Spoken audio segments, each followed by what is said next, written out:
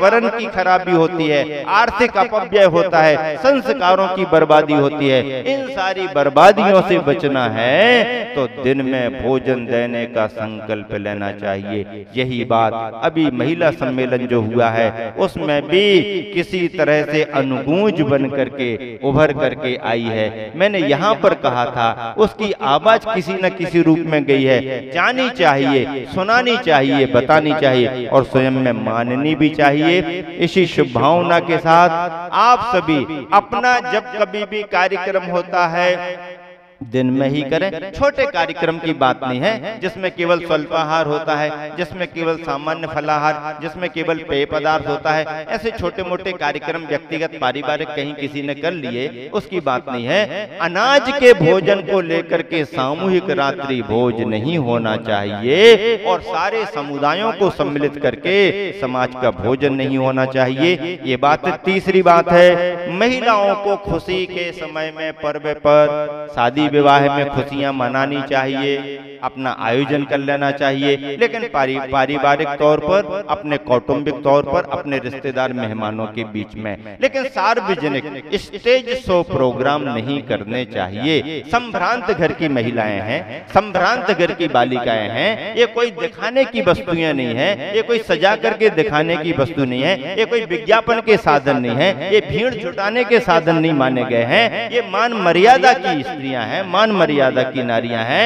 इनकी मर्यादा बनाए रखने के लिए स्टेज शो प्रोग्राम महिलाओं के बंद होने चाहिए। घर में आप पंडाल लगा लें, वहां पर आप अपने किसी भी गाने पर किसी भी तरह से अपने मेहमानों के बीच में, घर कुटुंब के बीच में, महिला समाज में आप जो भी करें वो खुशी का है। गृहस्थ त्यागी नहीं है, उसकी कोई ऐसी वो नहीं, वो कर सकता है। शराब का चार में भी उसका निषेध नहीं है। शुभ कार्यों में खुशी के समय सब कर सकते हैं, लेकिन कहाँ करें? अपने परिसर में, अपनी मर्यादा में करें, उतना क्षम्य है। लेकिन उससे हट करके जहां पर आपने स्टेज शो प्रोग्राम करना शुरू कर दिए और प्रैक्टिस के लिए प्रैक्टिशनर जो होते हैं, ऐसे कोरियोग्राफर आपने बुला करके महीनों महीनों यदि आपने प्रैक्टिस दिलाई, इसके बहुत दुष्परिणाम समाज में सामने आ रहे हैं। कोरियोग्राफर कभी नहीं आना चाहिए। ये जितने भी कोरियोग्राफर जेंट्स हैं ये सब मतलब एक तरह से इन्हीं कार्यों में और सभी समुदायों में जाते रहते, उनके कोई आचार विचार नहीं है और अपने परिवार में बुलाना नहीं चाहिए। परिवार को कभी भी इस तरीके से फ्री नहीं होना चाहिए। इनके आने के दुष्परिणाम समाज में आप स्वयं समझते हैं, निकलते हैं। हाँ, महिला यदि कोई है प्रशिक्षक महिला, जैन समाज की महिला हो, बालिका हो तो बहुत अच्छे से बुलाओ। जैन समाज की महिला, जैन समाज की बालिकाओं के पास आर्ट होता है, आप उनको बुला लें, उनसे प्रशिक्षित करा दें। अजैन भी महिला हो तो महिलाओं में चल जाता है, अजैन महिला भी यदि मिल गई तो चलेगा, लेकिन जेंट्सों के लिए तो कभी भी इसके रूप में कोरियोग्राफर के रूप में कभी बुलाना नहीं चाहिए। और इन सब बातों पर मैंने बहुत तीखेपन में, तेजी के साथ, जरूरत समझ करके और अपना समझ करके आप सब लोगों को बताया है। हमारा अपना कर्तव्य था, शिविर लगाएं, अच्छी अच्छी बातें कहें और बाकी अंदर का ऑपरेशन ना करें तो शिविर ऊपर ऊपर का अधूरा माना जाएगा। मैं समझता हूं कि बाहर की नब्ज पकड़ने के साथ अंदर के ऑपरेशन की बात तो मैंने आज कर दी है।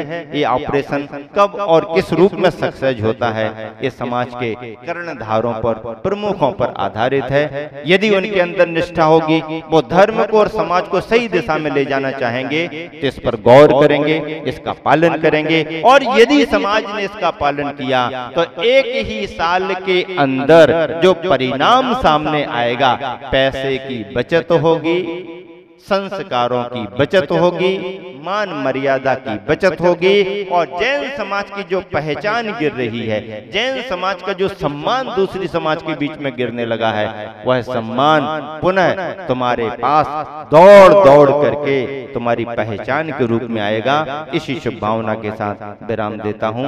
महावीर भगवान की जय।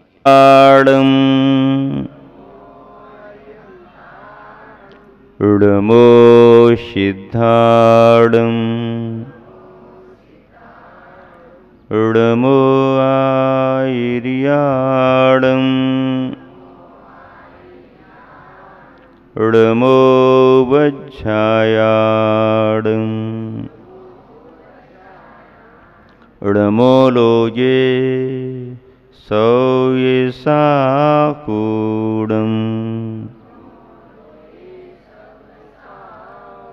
पंच परमेष्टि भगवान की, अहिंसा परमो धर्म की, गुरुवर आचार्य श्री विद्यासागर जी महाराज की।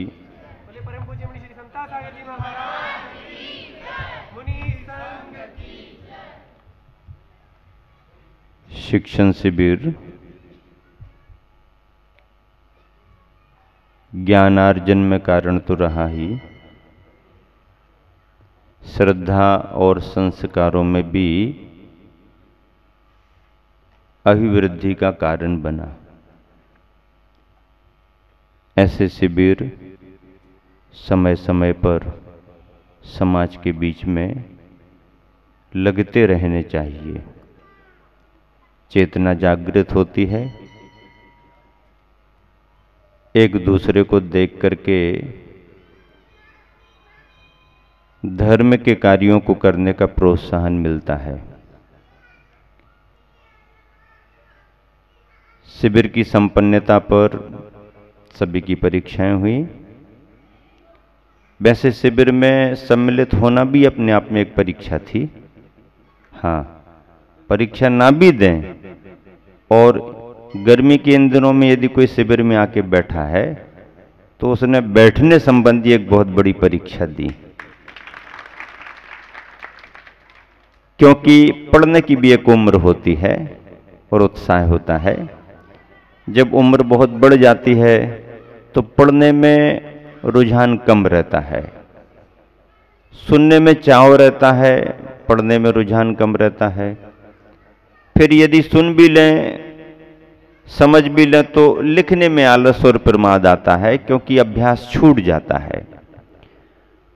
तो क्लासें अटेंड करना भी एक परीक्षा रही, पढ़ करके सुन करके फिर परीक्षा देने के नाम पर लिखना भी एक बहुत बड़ी परीक्षा रही, और ऐसी परीक्षा देकर के पास होना भी अपने आप में एक बहुत बड़ी परीक्षा रही। इस मायने में देखें तो जो कक्षाएं लगीं, उन कक्षाओं के रिजल्ट्स जो आपके सामने आए, दोनों ब्रह्मचारी भाई राजेश जी और चंदन जी ने बहुत मेहनत की, बच्चों को बहुत अच्छे से तरीके से तैयार किया। उनका रिजल्ट सामने आया और उनकी मेहनत रंग लाई, और प्रभावना के रूप में भी बच्चे बहुत प्रभावित हैं और रिजल्ट भी बहुत अच्छा रहा। 100% उनका रिजल्ट रहा। इसके लिए बहुत उनकी मेहनत के लिए आपको सम्मानित करना चाहिए, और समाज ने उनके श्रम को सम्मानित किया। दोनों बहनों ने, बहन किरण जी बहुत पुरानी हैं, लगभग 1983-84 से उनका क्रम आचार्य श्री के चरणों में चल रहा है, और इतना दीर्घ काल आचार्य श्री के निर्देशों में, स्वाध्याय में, मार्गदर्शन में निकला हो तो अपना अनुभव बड़ा होता है। और सहजता से उन्होंने आपके शिविर में सहयोग देने के लिए स्वीकृति प्रदान की थी, और वो यहाँ उपस्थित हुई। मालती जी भी बहन उन्हीं के साथ में आई। दोनों बहनों ने बहुत मेहनत की, और महिला वर्ग अपने आप में बहुत प्रसन्न भी है, संतुष्ट भी है।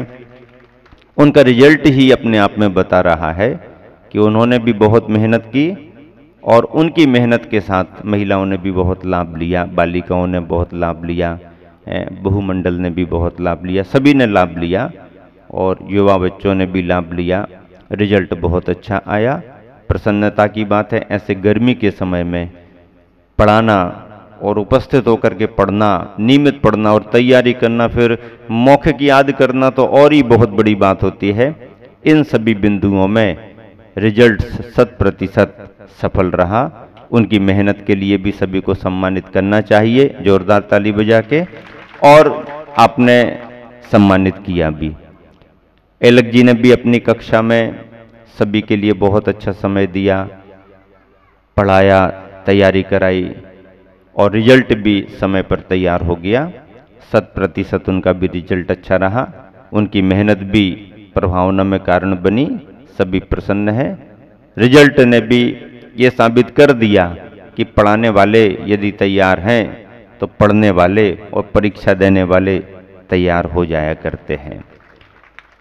कार्यकर्ताओं में सभी कार्यकर्ताओं का उल्लेख करते हुए यहाँ पर समाज ने, समिति ने, कमेटी ने उन्हें अवसर दिया, सम्मानित किया।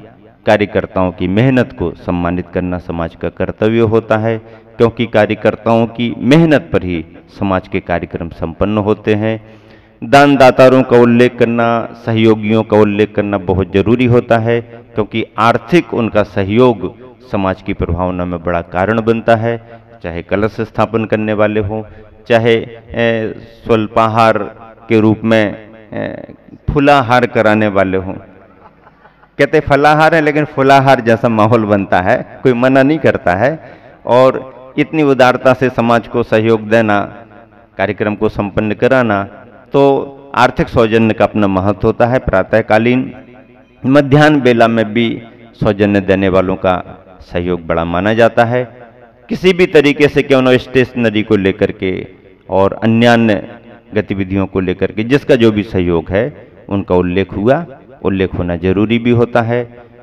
जंगल के लिए व्यवस्था करने वाले, आने जाने वाले युवाओं का उल्लेख करना जरूरी होता है, क्योंकि भीड़ भाड़ में तो सब इकट्ठे हो जाते हैं। जब महाराज जी अकेले जंगल की ओर जाते हैं तब साथ देने वाले कौन होते हैं, उनका महत्व होता है। और उन्होंने भी अपनी सुबह शाम की बखूबी ड्यूटी निभाई और प्रातःकाल से लेकर के शाम तक और रात में वैयावृत्ति करने के लिए आने वाले भी सभी जाने पहचाने चेहरे, उनका सबका योगदान होता है। इसी शुभ भावना को लेकर के आप सबने जो संयोजना की, बहुत अच्छा सफल कार्यक्रम हुआ। और अभी यहाँ पर भावना भी रख ली कि हमने सुना है घाटोल में हस्तिनापुर नगरी जैसी बनी थी, अक्षय तृतीया का लाभ उनको मिला था। गंध तो सब जगह फैलती ही है, अड़ोस पड़ोस में तो उसका असर जाते ही है, रिश्तेदारों से मालूम चली जाता है। और अब खरबूजे को देख करके खरबूजा रंग बदलता है ना, जैसे तो ऐसे प्रतापुर वाले भी चाह रहे हैं कि हम लोगों को भी भले अक्षय तृतीया की तिथि ना हो, लेकिन मुनि महाराज तो जिस नगर में होते हैं रोज रोज अक्षय तृतीया मानी जाती है। रोज रोज जिस दिन भी जिसके घर पर आहार संपन्न हो जाए, आदिनाथ को याद करके अपने आप को राजा श्रेयांश मान लेना, वही तिथि तुम्हारे लिए अक्षय तृतीया है। और यही दिगंबर जैन मुनियों की आहारचर्या का महत्व है। गृहस्थ जन इस महत्व को जानते हैं, इसलिए उनकी चर्या के लिए इतने समर्पित होते हैं, लालयित होते हैं, लाभ लेते हैं। फिर रही बात समाज की और भावनाओं की, सामूहिक भावनाओं की, तो इसमें हम लोग परमिशन तो कुछ देते नहीं हैं। चर्या संबंधी परमिशन देना हमारे मूलाचार के अनुकूल तो नहीं है, इतना हम लोग ख्याल रखते हैं। लेकिन समाज अपनी भावनाओं से कल्पना करके अक्षय तृतीया जैसी भावना बनाए, तो मैं तो कहता हूँ रोज रोज भी बनाओ तो दिक्कत क्या है। रोज अपने नगर को हस्तिनापुर मानो, रोज अपने तिथि के लिए अक्षय तृतीया मानो। और फिर यदि संयोजना में महिला वर्ग, बालिका वर्ग, युवा वर्ग यदि बहुत शुद्ध विशुद्ध भावों से एक साथ सामूहिक रूप से तैयार होकर के यदि कोई भावना करता है, तो मैं कहता हूँ सामूहिक यह पुण्य का उदय, सामूहिक संस्कारों की प्रभावना और अपने जीवन में पुण्यार्जन के क्षण होते हैं। यथा समय जो भी आपकी अनुकूलता बने, हम लोगों की चर्या की स्वतंत्रता के साथ जो भी रहेगा उसके बारे में कुछ कहने की जरूरत नहीं है। इतना अवश्य कहने का भाव है कि यहाँ पर संस्कार शिविर के उपसंहार में पाठशाला का शुभारंभ फिर से अच्छे तरीके से होना चाहिए। क्योंकि पाठशाला यदि समाज में चलती रहेगी, लगती रहेगी, तो हर समय समाज में शिविर लग रहा है ऐसा लगता रहेगा। मुनि संघ बार बार आते नहीं हैं, लेकिन पाठशालाएं मुनियों की प्रेरणा से जहां चलती हैं, वहां रोज रोज हर माह ऐसा लगता है जैसे समाज में संस्कारों का शिविर चल रहा है। समाज जागरूक है, सभी कार्यकर्ता समर्पित हैं, महिलाओं का, बालिकाओं का योगदान मिलेगा ही मिलेगा।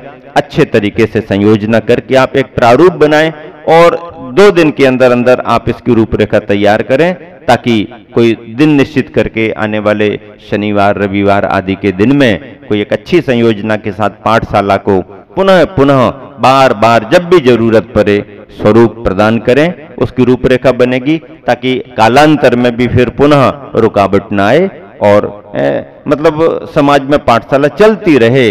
भले ही परीक्षाओं के समय, व्यस्तता के समय बच्चों को कुछ छुट्टियां दे दें, कुछ कम ज्यादा हो जाए, उसका कोई फर्क नहीं पड़ता है, लेकिन पाठशाला लगती रहे। अभिषेक, पूजन, आरती, भक्ति का संस्कार बच्चों को मिलता रहे। बच्चों को पाठशाला में पढ़ा करके हमें बहुत बड़े विद्वान और विदुषी नहीं बनाना है, बल्कि पाठशाला में पढ़ा करके बच्चों को सच्चे और अच्छे जैनी बनाना है। इतनी ही पढ़ाई, इतना ही कोर्स हमारे लिए पाठशाला में कराना है, और इसके लिए तो किसी पंडित और विद्वान को बुलाने की जरूरत नहीं है। समाज में इतनी चेतना है, महिला वर्ग, बालिका वर्ग स्वयं इसकी तैयारी के साथ में पाठशाला को आगे बढ़ा सकते हैं। दूसरी बात, विगत दिनों में कक्षाओं में, प्रवचनों में जो प्रेरणा दी थी कि भैया व्यक्तिगत तौर पर कुछ कर पाओ ना कर पाओ, सामूहिक रूप से कोई अच्छा कार्य करते हो तो अद्भुत इतिहास माना जाता है, और सामूहिक रूप से मार्ग से भटक करके, हट करके कोई काम करते हो तो परंपरा गलत होने लगती है। और आपका सामूहिक रात्रि भोज संबंधी ध्यान आकर्षित कराया था।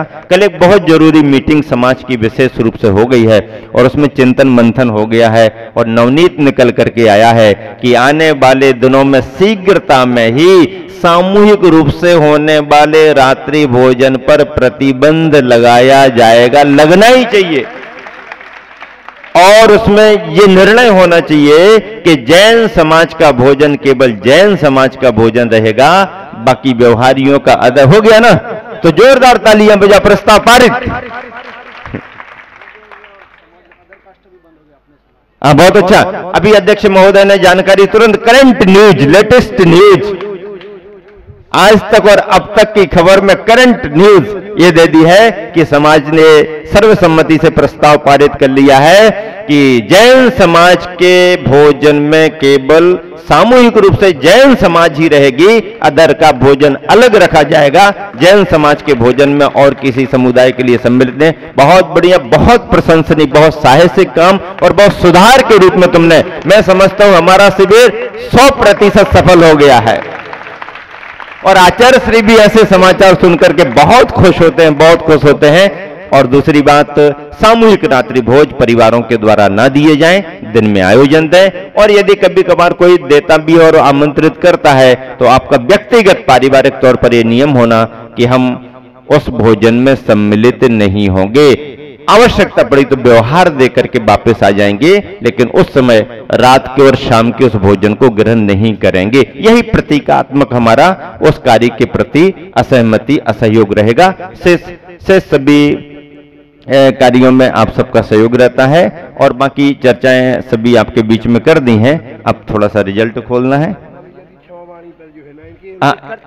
हाँ, और बार बार पर्यूषण में महावीर जयंती, क्षमा बानी वगैरह पर आप इस चीज का उल्लेख करते रहे तो चेतना बनी रहती, बल्कि एक अपना प्रस्ताव बना करके मंदिर के पटल पर स्थायी लगा दें तो उससे और रोज रोज रोज रोज लोगों को यह बना रहता कि इस समय ऐसा ऐसा हम लोगों ने सामूहिक रूप से निर्णय लिया था।